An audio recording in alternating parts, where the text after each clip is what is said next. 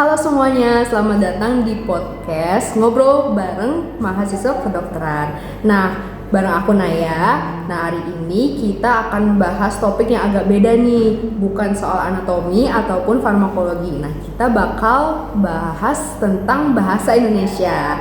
Nah, pernah nggak sih kalian itu bingung gimana cara ngomongin istilah medis ke pasien atau orang-orang di sekitar kalian agar lebih mudah dipahami? Nah, itu yang bakal kita bahas untuk hari ini. Jadi, udah hadir bareng aku, mahasiswa kedokteran, yaitu Zeli. Halo teman-teman semuanya, perkenalkan aku Zerlin Eryani dari Fakultas Kedokteran Universitas Andalas. Halo Zeli, nah gimana kabarnya Zeli? Halo Naya, baik banget.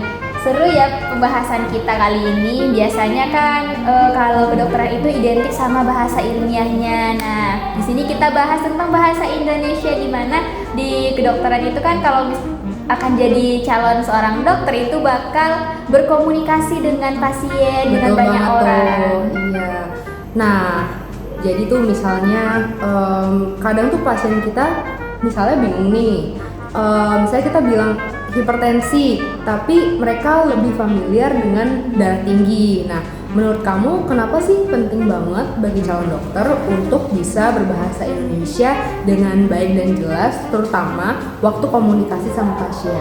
Nah, ini memang hal yang sangat penting dan di kedokteran itu kan kita ada namanya keterampilan klinik. Gimana keterampilan klinik ini kita selalu diajarkan kalau misalkan anamnesis atau berbicara dengan pasien itu menggunakan bahasa yang mudah dimengerti, tidak menggunakan bahasa ilmiah atau bahasa kedokteran. Nah, dimana kalau kita menggunakan bahasa kedokteran kayak hipertensi, pasiennya kan bingung. Sedangkan kalau istilah di masyarakat itu adalah darah tinggi. Betul. Nah, iya, jadi kita menggunakan bahasa yang dipahami oleh masyarakat, bahasa Indonesia.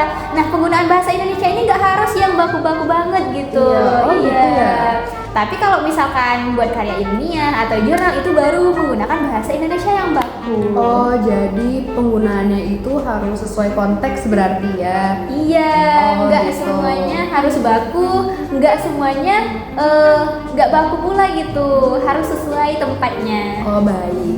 Kalau dari pengalaman kamu ada nggak sih pengalaman menggunakan istilah medis gitu ke orang lain?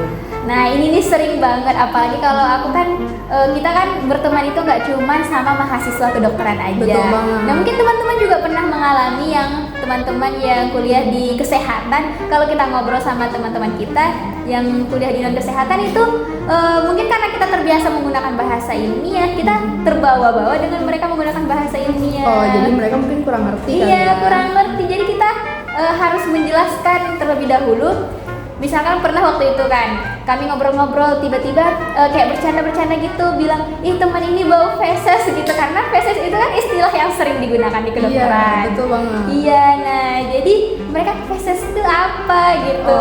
Mungkin menurut kita itu hal yang bahasa yang sehari-hari kita gunakan, sering gunakan, tapi di mereka kan sangat tidak familiar gitu. Oh, gitu. Iya, jadi kalau kita berbicara dengan mereka, dengan teman-teman yang dia itu kuliahnya tidak di kesehatan, jarang menggunakan bahasa ilmiah di kedokteran. Nah, kita usahakan ketika berbicara itu, kalau mungkin memang bahasanya itu emang adanya ilmiah gitu, kita terjemahkan atau berikan definisi dalam bahasa Indonesianya gitu. Oh, baik. Berarti kita harus membuat kalimat agar lebih mudah dimengerti sama orang lain ya. Oh, kalau dari kamu ada nggak sih tips biar lebih lancar nih berbicara dengan orang lain menggunakan istilah medis tapi memakai bahasa awam?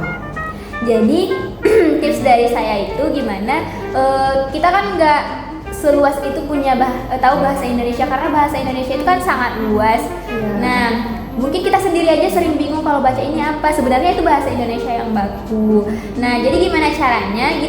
Caranya itu kita biasakan banyak-banyak membaca, baik itu baca karya ilmiah atau mungkin baca cerita, novel. Kan nggak semua bahasa itu kita tahu, untuk memperbanyak kosakata kita. Oh, berarti kita harus sering-sering membaca ya. Iya. Juga kalau latihan itu perlu nggak sih? Perlu. Nah, makanya di kedokteran itu juga kan ada latihan latihan berkomunikasi, gimana bahasa yang sesuai dengan pasien nantinya. Nah, kita sesuaikan.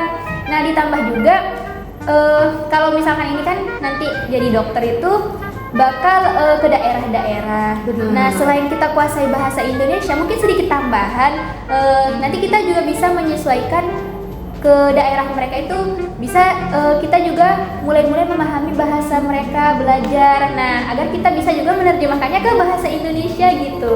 Oh baik. Jadi mungkin sebelum penutupan ya, makasih banget Zelin udah menyampaikan, udah ngobrol bareng nih tentang seputar bahasa Indonesia dan komunikasi. Sebelum penutupan ada lagi nggak yang mau kamu sampaikan ini? Mungkin yang ingin saya sampaikan, jadi bahasa itu adalah alat untuk komunikasi yang kita gunakan untuk kita sesama kita berkomunikasi gitu. Jadi penting, gimana kalau kita salah berbicara, salah makna itu bisa di orang lain itu maknanya beda, nah bisa menimbulkan hal-hal yang kita tidak inginkan gitu. Jadi dalam berkomunikasi itu, dalam berbahasa harus menggunakan bahasa yang dimengerti, yang jelas. Oh, jadi bahasa itu penting banget ya guys buat berkomunikasi nih di kedokteran maupun di bidang-bidang lainnya agar enggak terjadi miskomunikasi. Iya, gitu. Nah, makasih banget ya Zelin udah ngobrol bareng kita semua nih seputar bahasa Indonesia. Jadi itu aja untuk episode hari ini. Sampai jumpa di episode selanjutnya. Dadah!